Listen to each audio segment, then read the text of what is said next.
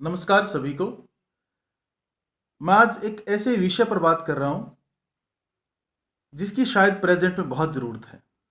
जी हाँ, मैं एक ऐसे कॉम्पिटिटिव एग्ज़ाम की बात कर रहा हूं जिसकी टेंटेटिव डेट है वो अनाउंस हो चुकी है। मैं बात कर रहा हूं एचटेट एग्ज़ाम की। थोड़ा सा मैं ये बता दूं कि इसकी प्रिपरेशन कैसे करें, हम इसकी तैयारी कैसे करें, इस एग्ज़ाम में पास होने के लिए हमें क्या करना चाहिए।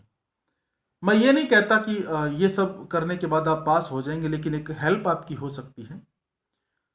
सबसे पहली बात तो आपको ये बता दूं, बहुत सारे स्टूडेंट्स, बहुत सारे कैंडिडेट्स हैं, उनके मन में ये रहता है कि हम बेसिक्स पढ़ लें और कुछ एक बुक्स पढ़ लें, दो चार जो पब्लिकेशंस की आती है, जिन्होंने इस चीज़ को बिजनेस बना रखा है कि कुछ नोट्स पढ़ लें एकेडमीज के, कि हम उनको पढ़ के एचटेट का टेस्ट है वो पास कर सकते हैं। तो आप इस जगह बहुत गलत हैं। ये आपका मन का एक वहम है कि आप मात्र कुछ नोट्स पढ़ के, कुछ बुक्स पढ़ के आप पास हो सकते हैं। ऐसा नहीं है।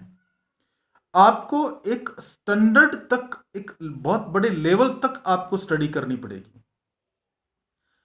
एचटेट का एग्जाम, एचटेट का टेस्ट एक ऐसा टेस्ट है जो आपका ओवरऑल नॉलेज चेक करता है। आपके हिंदी का लेवल क्या है, आपके इंग्लिश का लेवल क्या है, आपका मैथमेटिक्स कितना है, कितना नॉलेज है आपको, आपकी जीके का लेवल क्या है, आपकी चाइल्ड साइकोलॉजी है वो कितनी अच्छी है, और आपका सब्जेक्ट पर आपकी कमांड कितनी है। और इतना कुछ देखने के लिए, इतना कुछ पढ़ने के लिए, अगर आप सिर्फ कुछ बुक्स पर डिपेंड रहते हैं या कुछ अकेडमीज के नोट्स पर डिपेंड रहते हैं तो ये ठीक नहीं रहेगा। मैं पिछले कई सालों के एचटेट एग्जाम्स को देख रहा हूं, उनके पेपर को मैं देख रहा हूं, और जो इसका लेवल जो मैंने देखा है, रियल में बहुत हाई लेवल के क्वेश्चंस उठा रखे हैं। बहुत कम परसेंटेज में बच्चे पास हो रहे हैं। तो मैं आपको डीमोरलाइज नहीं कर रहा कि आप पास नहीं हो सकते, बिल्कुल हो सकते हैं। आप आज से ही तैयारी शुरू कर दीजिए और आज से ही अच्छी प्रिपरेशन शुरू कर दीजिए। हिंदी और इंग्लिश की जहां तक बात है, यहां आप इनका बेसिक जरूर पढ़िए, क्योंकि इनके बेसिक से काफी क्वेश्चंस आते हैं। लेकिन आप सिर्फ बेसिक पढ़ के मत जाइएगा, इनका हाई लेवल जरूर आप टच करिए। किसी अच्छे हिंदी और इंग्लिश के अच्छे टीचर से आप सलाह करें, या फिर अच्छे आजकल ऑनलाइन स्टडी का ज़माना है। यूट्यूब पर अच्छे अच्छे चैनल्स हैं हिंदी इंग्लिश के लिए, आप उनको देख सकते हैं, उनसे पढ़ सकते हैं। जीके के लिए आप करंट अफेयर्स हैं उनको देखते रहें, उनके टच में रहें। रोज कुछ क्वेश्चंस जीके के देख लीजिए, 10 15 20 क्वेश्चंस, तो भी एग्जाम तक आपके पास बहुत सारा नॉलेज इकट्ठा हो जाएगा। मैथमेटिक्स है वो आप 10th तक का देख सकते हैं, बेसिक मैथमेटिक्स देख सकते हैं, वहां से क्वेश्चंस आ जाते हैं। जहां तक बात रहती है चाइल्ड साइकोलॉजी की, तो इस बारे में आप जितना कुछ पढ़ सकें वो कम पड़ता है। जो भी बुक्स आपको मिल जाए जिसमें चाइल्ड साइकोलॉजी मिले, आप पढ़िए। डिफरेंट डिफरेंट थ्योरीज आती है, वो थ्योरीज किन्होंने वो थ्योरीज दी, वो साइकोलॉजिस्ट कौन से थे, वो स्कॉलर कौन से थे, कब वो थ्योरीज आई, और वो थ्योरीज किन के बारे में थी, या बच्चों के साथ बिहेवियर कैसा किया जाए, इन सब के बारे में आप अच्छे से नॉलेज लीजिए साइकोलॉजी के लिए। सबसे मेन बात पर आता हूं मैं, सब्जेक्ट जो 60 मार्क्स का आता है, 60 नंबर का, और विदाउट सब्जेक्ट नॉलेज के आप एचटेट का एग्जाम है वो पास नहीं कर पाएंगे। मुझे ये बात कहनी नहीं चाहिए कि नहीं कर पाएंगे, लेकिन क्योंकि चेतावनी पहले दे देनी चाहिए ताकि आप सतर्क हो जाएं इस बारे में। तो आप सब्जेक्ट पर अपनी कमांड बनाइए। और अगर किसी स्टूडेंट के मन में, किसी भी कैंडिडेट के मन में ये है कि हम +2 तक का पढ़ के, बेसिक पढ़ के, और वो 60 मार्क्स को कवर कर लेंगे, तो ये आपके मन की, मैं फिर कहूंगा कि बहुत बड़ा वहम है, बहुत बड़ी भ्रांति है आपकी। +2 लेवल तक का पढ़ के आपको कोई खास फायदा नहीं होने वाला है। हो सकता है 60 मार्क्स में से 2 4 मार्क्स का आपको फायदा हो जाए, लेकिन इससे ज्यादा आपको फायदा नहीं होने वाला है। क्योंकि देखिए, एचटेट का एग्जाम है वो दिया तो जाता है पीजीटी के लिए, लेकिन जो इसमें क्वेश्चन आते हैं वो बड़े हाई लेवल के क्वेश्चन आते हैं। ग्रेजुएशन का पढ़िए आप। हाँ, मैं यहां से कहूंगा, मैं ये नहीं कहता +2 का मत पढ़िए, +2 का पढ़िए, वो आपका बेस बनाएगा। फिर आप ग्रेजुएशन की बुक्स पर जाइए, आप वो आपका बेस बनाएंगी। उसके बाद आप जाइएगा अपने पीजी लेवल की बुक्स पर। यहां से पढ़ना है आपको एचटेट के एग्जाम के लिए। कुछ एक ऐसे पेपर, मैं इकोनॉमिक्स सब्जेक्ट की बात कर रहा हूँ, तो क्योंकि हमारा ये चैनल है वो इकोनॉमिक्स के लिए है, तो आप इकोनॉमिक्स के स्टूडेंट्स हैं वो खास करके इस बात को सुने कि कौन कौन से पेपर है उन पर आपको खास ध्यान देना है।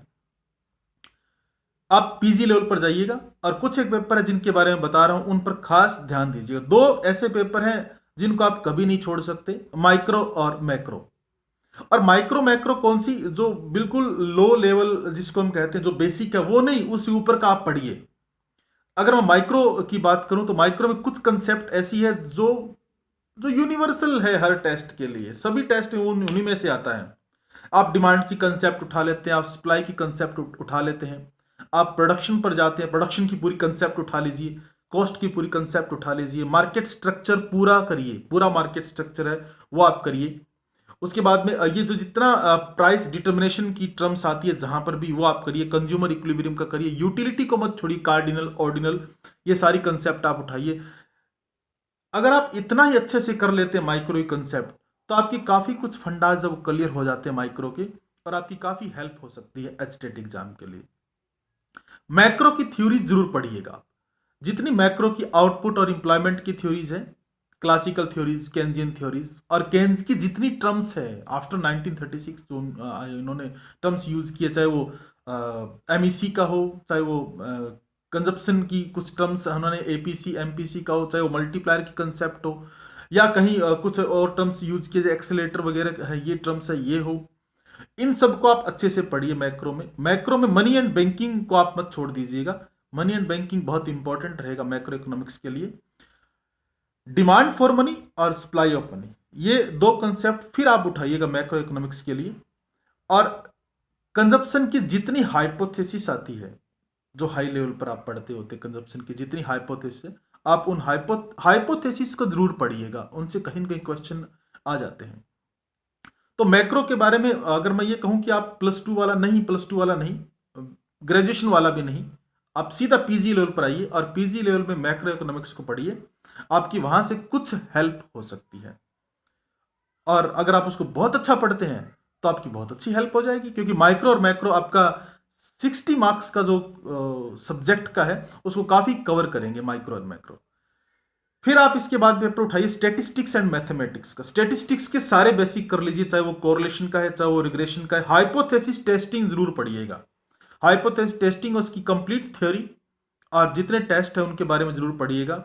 सेंटर टेंडेंसी है, डिस्पर्जन है, क्यूर्टोसिस है, स्क्यूनेस है, ये चीजें तो बेसिक है स्टैटिस्टिक्स का, आप इनको पढ़िएगा। सैम्पलिंग थ्योरी आप जरूर पढ़िएगा, और एस्टिमेटर है उसके बारे में पढ़िएगा। तो ये स्टेटिस्टिक्स का आप लीजिएगा। मैथमेटिक्स का कुछ ज्यादा पढ़ने की जरूरत नहीं, आपको डेरिवेशन कर लीजिएगा, कुछ स्लोप निकालने, डिफरेंट डिफरेंट कर्व्स है उनके स्लोप निकालने, इलास्टिसिटी ऑफ डिमांड कैसे निकाल ली जाती है, इलास्टिसिटी ऑफ सप्लाई कैसे कैलकुलेट की जाती है, MRDS कैसे निकाली जाती है, ये डिफरेंट डिफरेंट चीजें ये डेरिवेशन में आती है, तो डेरिवेशन आप मैथमेटिक्स का कर लीजिएगा। इसके बाद पब्लिक इकोनॉमिक्स को आप उठा लीजिएगा। पब्लिक इकोनॉमिक्स की कुछ थ्योरीज आती हैं, पब्लिक एक्सपेंडिचर में हो, चाहे वो टैक्सेशन थ्योरीज हो, आप उनको उठाइएगा, पब्लिक इकोनॉमिक्स को आप वहां से करिएगा। इंडियन इकोनॉमी की अगर मैं बात करूं तो इंडियन इकोनॉमी को आप बुक से उठाने के बजाय इंडियन इकोनॉमी के लिए गूगल करते रहिए, और जो करंट डेटा है अभी तक का, क्योंकि इससे आगे करने को फायदा नहीं होता, इससे अभी तक का जो है वो आप पढ़ लीजिएगा, क्योंकि पेपर है वो तो अगर नवंबर में होना है, 1 महीने बाद होना है, तो इसके आगे के नहीं उठाए जाएंगे। इससे पहले का बजट पर अच्छा ध्यान दीजिएगा, जो बजट पहले हो चुका है, डिफरेंट डिफरेंट ये कमीशंस बनते हैं, इन पर ध्यान दीजिएगा। इंडियन इकोनॉमी के लिए आप गूगल करते रहिए, और करंट है वो सारा डेटा आप पढ़ते रहिए। दो पेपर और है जिनकी मैं बात कर रहा हूं, जिनको आपको बहुत अच्छा ध्यान जिन पर देना है, एक इंटरनेशनल इकोनॉमिक्स और एक ग्रोथ एंड डेवलपमेंट का। इंटरनेशनल इकोनॉमिक्स में इंटरनेशनल ट्रेड की सारी थियरीज, चाहे वर्डन स्मिथ की है, चाहे वो रिकार्डो है, हेबरलर है, हेक्सर ऑलिन है, क्रेविस है, लिंडर है, जितनी थ्योरीज आती है वो सारी थ्योरीज आप एक बार अच्छे से देख लीजिएगा। टेरिफ, कोटा, नॉन टेरिफ वगैरह ये चीजें, टर्म्स ऑफ ट्रेड है, गेन्स फ्रॉम ट्रेड है, ये सारी चीजें आप देख लीजिएगा। और इसका बिल्कुल थ्योरेटिकल पार्ट, जैसे इंटरनेशनल डेट का आता है, और जो ट्रेड का हमारे यहाँ रहता है, बीओपी की कंसेप्ट रहती है, बीओपी का जो डेटा है, जो इंडियन इकोनॉमी में भी आता है, इंटरनेशनल ट्रेड में भी आता है, तो बीओपी का डेटा है, कब फेवरेबल रहा, कब अनफेवरेबल रहा, ये चीजें भी आप देखिएगा, इसमें से ये थ्योरेटिकल पार्ट उठाइएगा।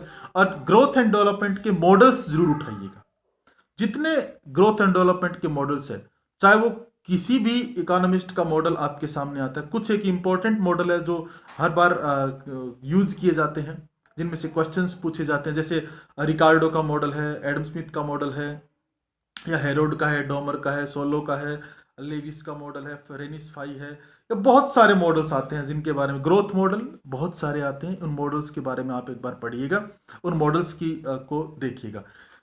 अगर आप इतना काम कर लेते हैं, और भी पेपर है जिनको टच करना चाहिए आपको, जैसे एग्रीकल्चर इकोनॉमिक्स है, इसको भी टच करना चाहिए, वेलफेयर इकोनॉमिक्स है, इसको भी टच करना चाहिए। लेकिन इतने पेपर्स को जो मैंने जिनकी डिटेल थोड़ी सी बताई, अगर आप अच्छे से कर लेते हैं तो ये आपके काफ़ी हेल्प कर पाएगा, आपकी 60 मार्क्स है उस तक आपको जाने के लिए।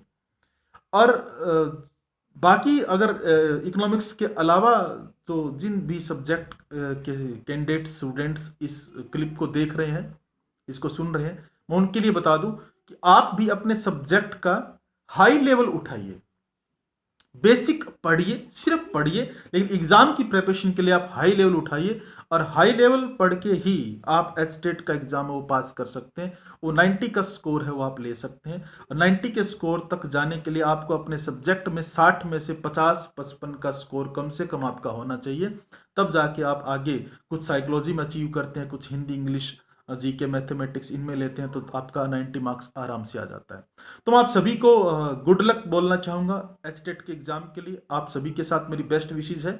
और इकोनॉमिक्स के जो टॉपिक्स मैंने बताए हैं, इनकी अगर आपको कुछ समरी टाइप नॉलेज चाहिए, या इनके बारे में कुछ आपको पढ़ना है बहुत कम टाइम में, अगर आप इनकी नॉलेज लेना चाहते हैं, तो आप हमारे चैनल को सब्सक्राइब कर लीजिए। जो टॉपिक मैंने बताया इनमें से काफ़ी सारे टॉपिक्स हैं वो हम इस चैनल पे डाल देंगे। Economics by doctor Mukesh Sharma, इस चैनल को सब्सक्राइब करिए और शेयर करते रहिए अलग अलग स्टूडेंट्स के साथ, चाहे वो किसी भी सब्जेक्ट के हों, क्योंकि इकोनॉमिक्स है वो तो सबके लिए ज़रूरी है। अगर आप टीजीटी लेवल का देते हैं, मैं आप फिर बता दूं, अगर आप टीजीटी का भी देते हैं, पीजीटी में है, इकोनॉमिक्स में तो आता है, अगर आप टीजीटी का देते हैं या, तो भी वहां से कम 15-20 नंबर की इकोनॉमिक्स आती है। आप चेक कर लीजिएगा पीछे एग्जाम से, वो 15-20 नंबर की इकोनॉमिक्स आती है उसमें से। तो सभी कैंडिडेट्स जो एस्टेट का एग्जाम देने के लिए तैयारी कर रहे हैं, सभी स्टूडेंट्स जो तैयारी कर रहे हैं, उन सभी को मेरी तरफ से बेस्ट विशेस, और चैनल को सब्सक्राइब करिए। Thank you.